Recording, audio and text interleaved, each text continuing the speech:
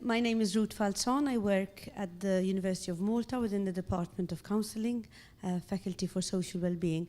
And I'll try in 20 minutes to present what is happening in Malta, mostly with regard to certification.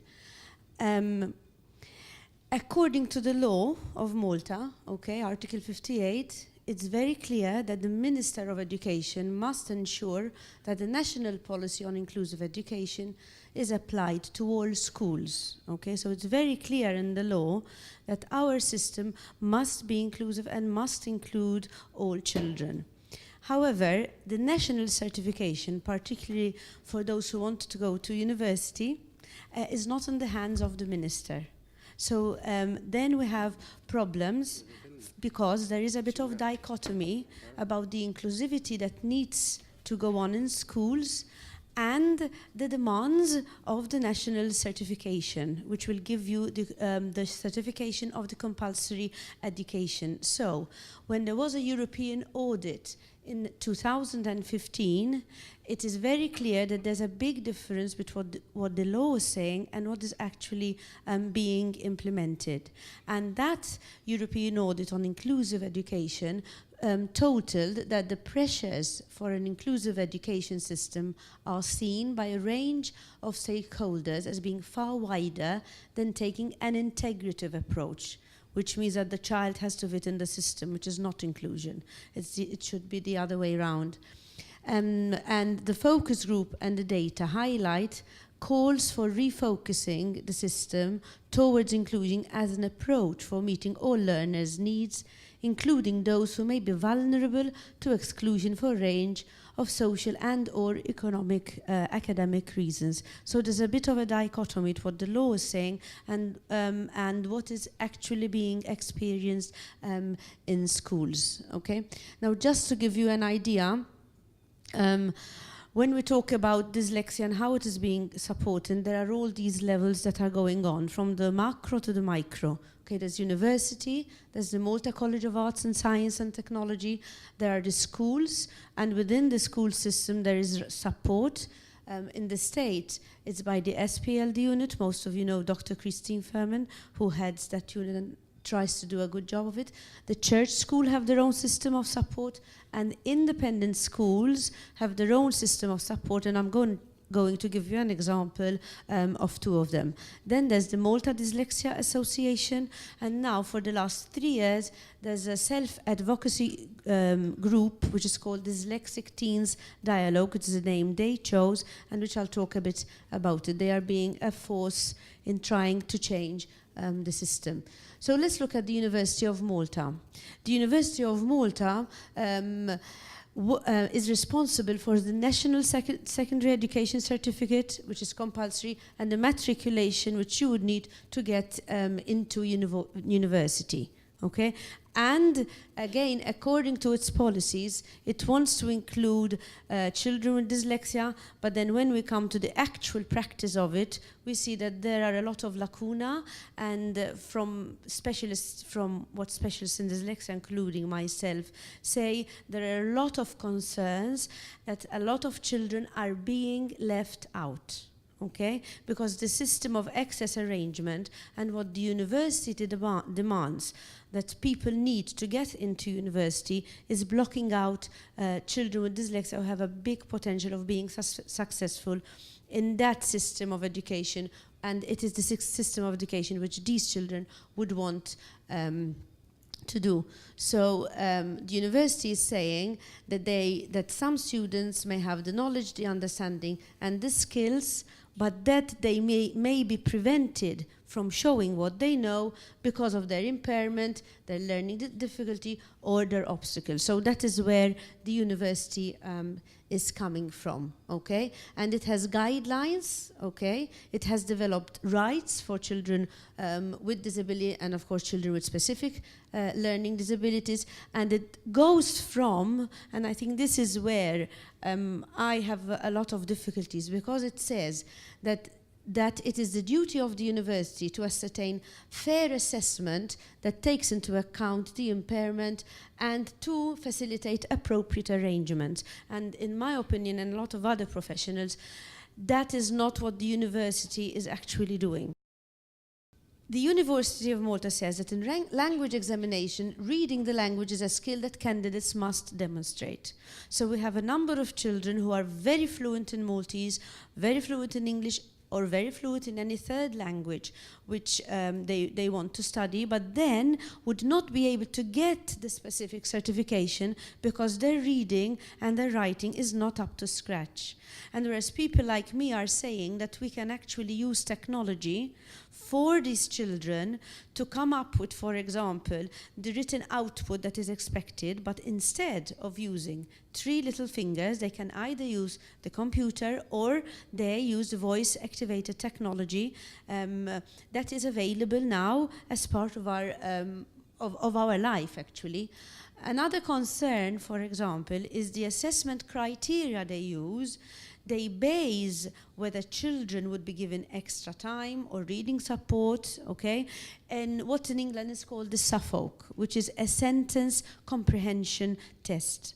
And we have a number of children with a profile of moderate to severe dyslexia who would be very good in the language and who would have the appropriate intelligence such that they would do well in the sentence comprehension test, but that is not the requirement for the exam, which is long paragraphs. So I say they are using a test for a long jump and then they assess a high jump. Which is totally different. And it's leaving a lot of children out. Just a couple of examples. I had one young lady. She had the matriculation where you study 5 subjects to get into university. She had those points, but she could never get the mathematics secondary because she had dyscalculia. She could not enter university. And at university, she wanted to study French and Italian. And she would have managed without maths O-level.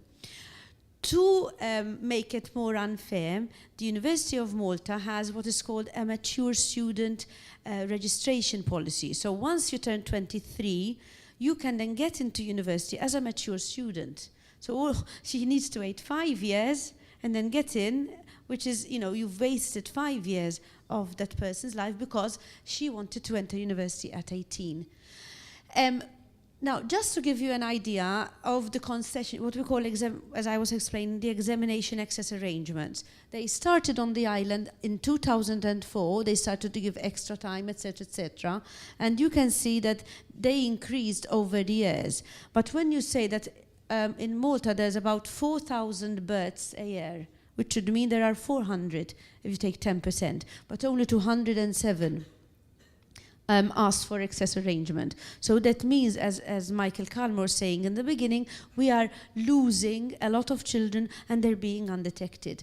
And you can therefore also see actually that the number of children who ask access arrangements from the 16-year exam, which is the national exam of compulsory education at 16, and then you move on to what is called the matriculation or the baccalaureate for some countries, which is the certification you need to get into tertiary education. And you can see the drastic drop in people asking for examination arrangements. And again, I feel that that is doing a lot of injustice to children with dyslexia who actually want to go to university. But because of the incorrect examination access arrangements given at the 16-year-old exams, they don't get the marks they need and then they give up and do not do the matriculation. You can see the drastic drop from in 2013, from 206 asking for examination access arrangements, it goes down to 12, which is certainly not representative of the Maltese population.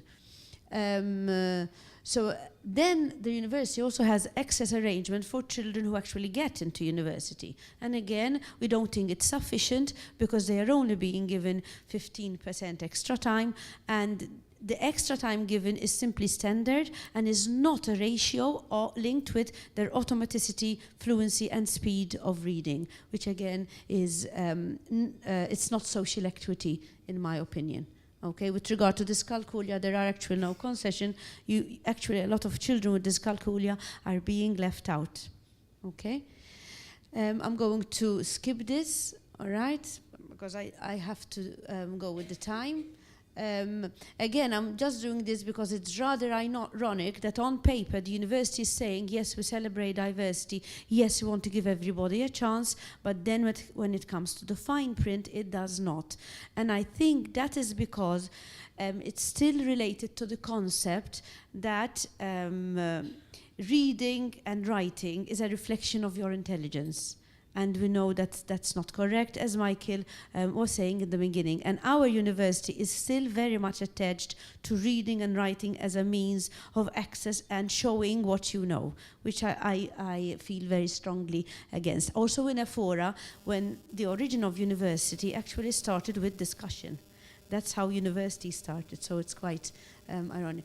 Then we have the MCAS, the Malta College of Arts, Science and Technology, which is more open, which is more respectful of different learning, which actually practices what it says and tries to give students the support they need, so students can actually go to the support unit. There we see Dr. Maria Nadia Vassallo, who actually specializes in dyslexia, and they support the student into organizing their assignments, preparing for their exams, being given the right access arrangement. So the Malta College of Arts, Science and Technology seems to be more proactive and truly understanding that reading and writing is not a reflection of intelligence. Okay, in the MCAS, it's ongoing support, and they do a lot of liaise. So there's actually a support unit where youth can walk in, okay, and ask for whatever help they want, and it can be on 2 levels, either to improve their literacy or to complete an assignment, okay? So, and as you can see, that's just an idea of how many students with dyslexia were in that institute. Most of them were in the Institute of Community Services or in the Arts and Design programs, okay? Then we have the state school, okay? The state school has the Specific Learning Disabilities unit, which mainly caters for children with dyslexia, and I know there's someone also who is starting to specialize in dyscalculia. Okay, and their aim is to support children. Okay, it's very clear they support dyslexia not only by supporting the children, but by training teachers into creating more dyslexia-friendly schools. They also train parents how they can help their children, etc., etc. But they don't have enough personnel. Okay, the unit started in 1991 with 1 person. If you look, I'm not going to go through the history, but it's increased to 12 and 20. But there's a population of, oh, it didn't come up all of them. No, don't worry. But there's they are catering for a population of 1,000 children, which again means that they are leaving a lot of children out. Because if you look at the possible number of children attending schools in Malta, where there's an average of 4,000 being born every year, you're looking about between 40,000 and 50,000. Most of them would be going to state schools, and if they are managing to cater for 1,000 students, a lot of them are then being left out. Okay, Malta has 3 systems of education. It's either state school, church school, or independent schools.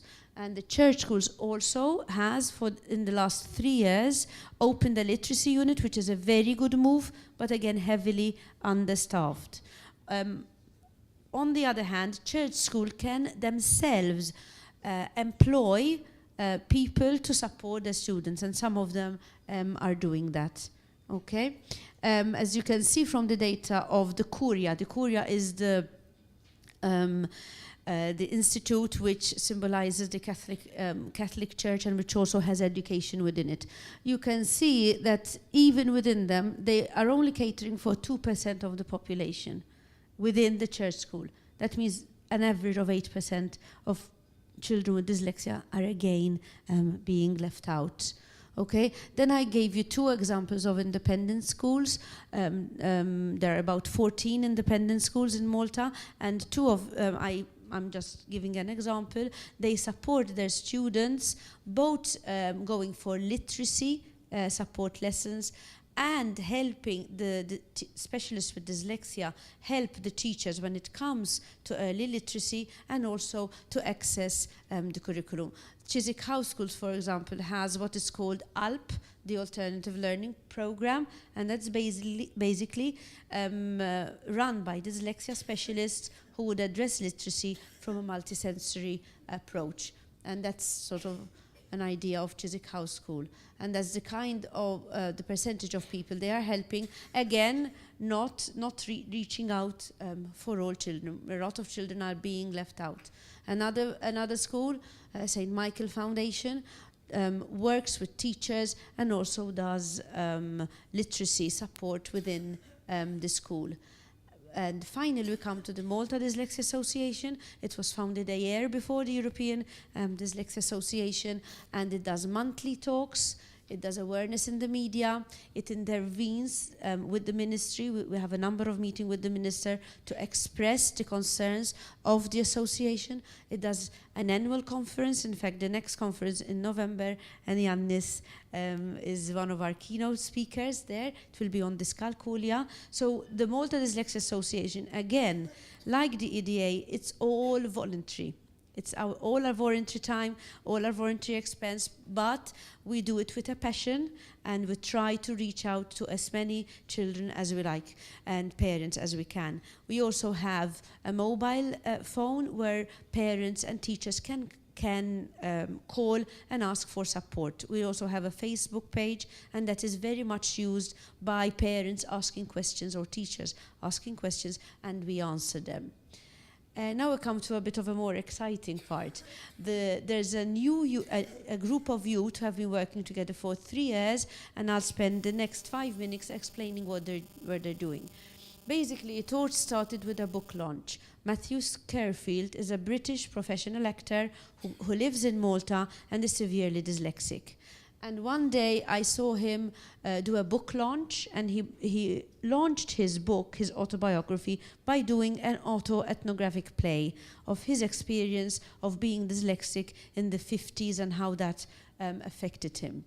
I really liked what we did, and so I asked the Malta Dyslexia Association to see if we could do a series of drama workshops with children with dyslexia. The Malta Dyslexia Association accepted, and they did a series of drama workshops which led to them doing a play. This group of youth wanted to keep on meeting, so I accepted to keep on meeting. We did a number of support meetings, and then after a time they said, listen, we feel so much better because we've spoken about our experience, and we feel empowered with being able to speak together, because when they were together, a group of kids sharing similar experiences, they felt empowered. So they said, now we want to do something for other children with dyslexia, and we also want our friends to understand what we are going through. So they decided to show a film. At the time, it was like Stars on Earth, and we started going into schools. And this group of youth designed their own T-shirt, and they wanted themselves to speak to their peers in different schools. And those are different schools and even university. We did a film, and then the school children would break up into small classrooms, and the youth would speak to them. The children would ask questions, and the youth would speak to them. This is the T-shirt they devised. At the back they said, we want to start a conversation, and in front, I could be anyone, which is the name of the book of Matthew Skerfield. And they're all the time going to ministers now. It's not only schools. We have the Minister of Education, Minister of European Affairs, the University Youth Group, the President of Malta, where they were asked. Eventually, following the film, they wanted to do a video. They did their own video, and they're showing it, and they were invited to present their video and talk about it during the European Association for Counselling conference, which was held in Malta. They now have a 10-minute video, which is in English and Italian already, and counting, and they're very proud of it. They did it's their video, their ideas, their designing, all right? The professionals were there to complete the professional product, but it's very much their own thing. They also did a brochure because we went to the video in the UK. They designed it themselves. Okay, they also have a Facebook. You can go on the Facebook. They'll be very chuffed if you add to the likes. Okay, it's Dyslexic Teens Dialogue. And I think their aim is simple but sublime, okay? Because all they want is that their school experience, where they were labeled as careless, dyslexic, distracted, sick, lazy, clumsy, outsider, okay? That no child, no other child would have this experience, and that they will all be celebrated for their difference. Thank you.